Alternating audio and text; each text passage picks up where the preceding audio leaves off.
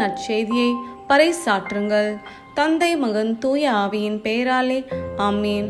உங்கள் இதயத்திலிருந்து தியானிக்க உங்களுக்கான இன்றைய வசனம் மார்க் எழுதிய நற்செய்தி அதிகாரம் 16 இறைவசனம் 15 மற்றும் 16. இயேசு அவர்களை நோக்கி, உலகெங்கும் சென்று படைப்பிற்கெல்லாம் நற்செய்தியை பறைசாற்றுங்கள்.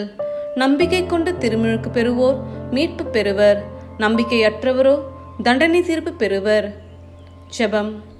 எங்களுக்கு மீட்பு அளிக்க வந்த அன்பு நேசரே, உம்மை ஆராதித்து வணங்குகின்றோம்.